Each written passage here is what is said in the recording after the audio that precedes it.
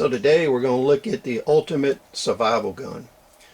This gun fills a lot of functions that people don't think about and are key to surviving long-term economic collapse, other SHTF situations, as well as dealing with the ammunition shortages we're having today.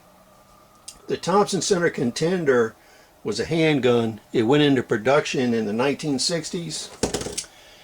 It is a simple single-shot weapon. Its versatility is in its interchangeable barrels. So barrels are very easily interchanged on Thompson Center Contenders. And when you look at the guns, they have a dual firing pin. So they have a rimfire firing pin and a centerfire firing pin, and you can select which one you want to use. Now when we're looking at the Thompson Center Contender, the only real drawback the gun has is when you open it, it cocks the weapon. When you close it, it's ready for the hammer to be cocked and fired. But if you pull the trigger before you cock the hammer, then the hammer won't lock back. So that's the one thing you really got to remember with this gun. That's its only real drawback.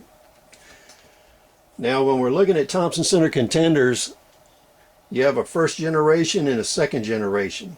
The barrels interchange, the hand grips and forends do not. So all the ones I have are all first generation guns. I've had them for a long time, and I've used them extensively for target shooting, hunting, foraging, and testing ammunition.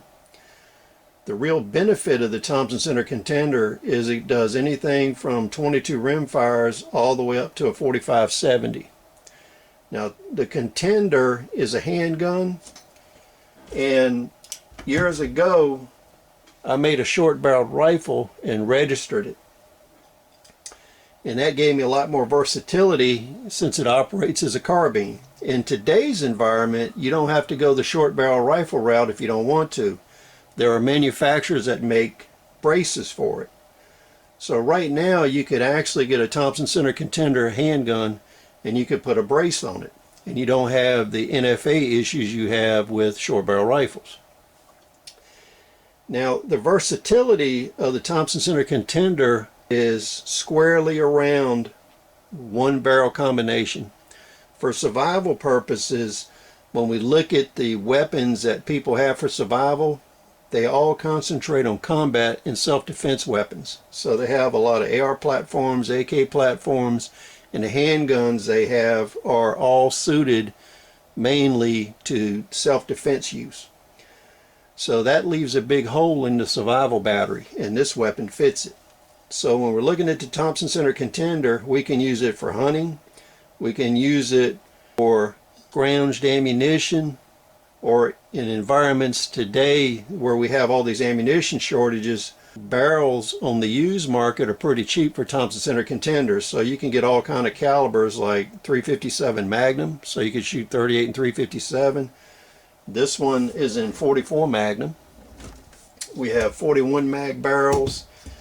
This is a 38 super automatic barrel, and you can get barrels in all kinds of calibers. 22 rimfire, 22 Magnum. There's a few floating around for the different 17 rimfire shells, as well as 223, 222, 30-30, and the largest one is the 45-70. Now these guns are all readily adaptable to use sound suppressors because they don't have an automatic mechanism that you have to worry about maintaining back pressure and feed cycles and things like that. Since they're single shot weapons, they're very easily adaptable to suppressors. So what we're going to do is look at the short barrel rifle and talk about the versatility of this gun. Now this gun is a 45 Colt 410 with a 22 adapter in it.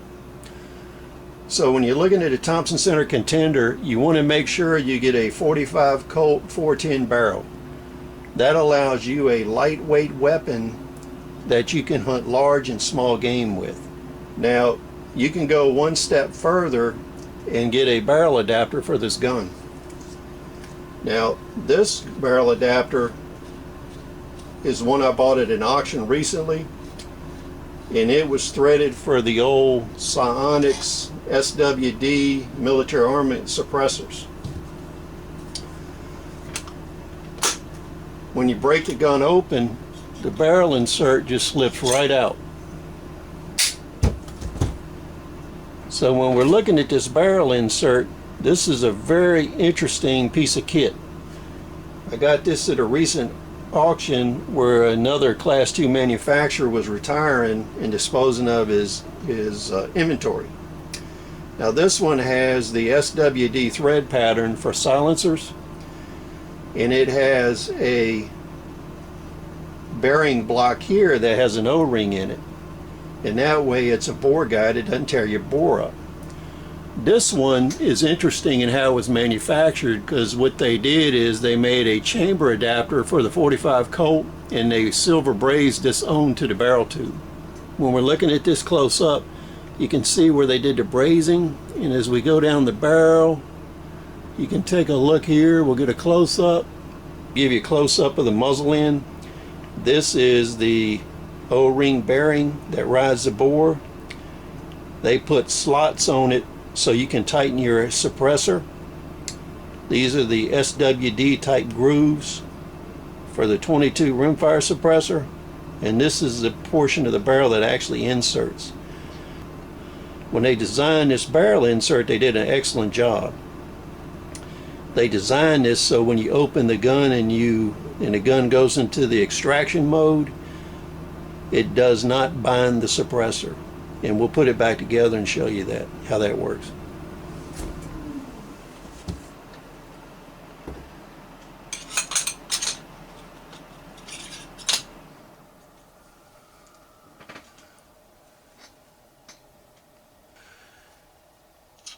So when we're looking at this, you can see right here we have the extractor that's in the 45 Colt barrel. And when we pull in the 22 adapter, you can see how it rests right there. Now when we look at the muzzle end, you'll see how the barrel flat that's used to tighten the suppressor, you have a buffer area there.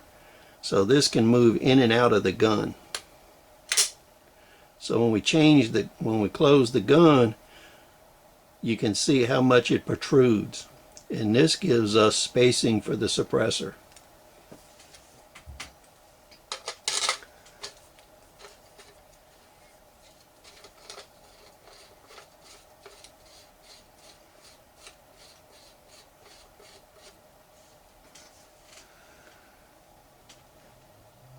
So when we look at the muzzle end, this is the gun closed and ready to fire. What we'll do is we'll open it and show you how it retracts. And you can see right there it maintains the gap so the suppressor doesn't bind up and the gun functions perfectly. Now what I want to reiterate is the versatility of the system. If you have the capacity to get NFA items, you can silence many of the different calibers that you can use in your Thompson Center Contender, and that gives you security where people are not going to hear what you're doing, which is excellent during SHTF. Now what I'll do is show you another barrel that I got at the recent auction. This one is in 4570 government. This round is capable of hunting anything in North America and most of the rest of the world except for elephant, rhino, and things like that. So in North America, you can hunt any big game with this. And you'll notice it's threaded. And this is an older barrel like the other one, and it was threaded for a MAC 10 suppressor in 45 ACP, which works nicely with this 4570 barrel. I'll assemble that on the gun and show it to you. Now this is a 4570 barrel installed on the short barrel rifle along with a MAC 10 submachine gun suppressor. I haven't made the custom forend for this one yet. When they manufactured this custom barrel, they made it for one of the long carbine handguards and then cut it down, which unfortunately didn't come with the barrel. when I bought it at auction. So in the next couple months, I'll go ahead and make one for it. It just goes to show you the versatility of the weapon system. With a 4570 and this suppressor on it, you can hunt large game animals. Now, one thing to keep in mind with the Thompson Center Contender, they're all very accurate. The cartridge you're firing determines the effective range of a Thompson Center Contender, not the gun. So if you're using a 4570, you can hunt large game or to 150 yards with no problem. If you have a 30-30 with a 10 or 14 inch barrel, you can hunt large game from 100 to 150 yards. If you have a 222 or 223 Remington, then you can hunt varmints or use it as a sniping rifle to 300-400 yards. These guns are all inherently accurate. They're very versatile. You should add one to your battery. All the ones I own, I bought them all used and customized them to my needs. So right now, there's not a lot of demand for these weapons. And you can go out and buy one or two used ones, and you can buy a selection of barrels. And at today's ammunition prices, a couple boxes of shells will pay for a barrel. So to keep in mind, you can get this in 30 carbine, 223, 222, 22 Hornet, all of the rimfires, 30-30. So you can see the versatility in ammunition. You can get custom barrels made by various companies for all kinds of calibers for this thing. So if you're in a survival situation and your 9mm breaks down, or your 38 Super, or your 45 ACP, then you could utilize this to use that ammunition even though your primary weapon failed. Last hint I want to give you on Thompson Center Contenders is there's 3 types of hand guards depending on the barrel you're using. And we'll look at those up close. So when we're looking at different kind of barrels, the first thing to note is this is an old pattern barrel. So this is a snap-on barrel. So you can see how the screw has a dome head on it. And when you put the hand guard on it, it just pops right on and it pops right off. Okay? Now, when you open this up to change, when you want to change barrels, it's easiest to get the pins in and out when the barrel is open like this. A lot of them you can push them out with your fingers. A nylon drift pin works best. A brass pin also works. Now, on the ones manufactured by Thompson, they're coming out pretty easy when the gun's open. When it's closed like this, they're usually they're in a bind and they're hard to get in and out. So remember, when you're changing barrels, open the gun. If you have aftermarket pins, which I have in several guns, you have to drive those out with a brass pin. They're much tighter and you can't change them by hand. So when you're looking at these, take the handguard off and look to see if it has an original pin that's easy to remove or a custom pin. The custom pins will give you more accuracy, but the Thompson Center pins that are looser are easy to change in the field. So that's something to keep in mind depending on what your needs are. Now, the next version is the screw out one, and these are more modern. You'll see these on most different types of Thompson Center Contenders. You don't see the pop on one very often anymore. I'm just showing it to you because you might encounter it.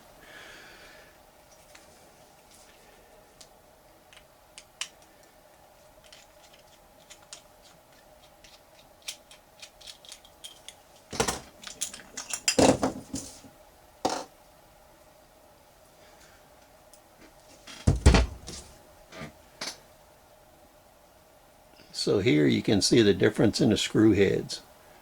This is a conventional screw head, the more modern one, and you can see the dome one that's a clip-on in the background. So that's what the differences look like. Now, when you're looking at the old guns, they have an octagonal barrel. So you have to use an octagonal handguard.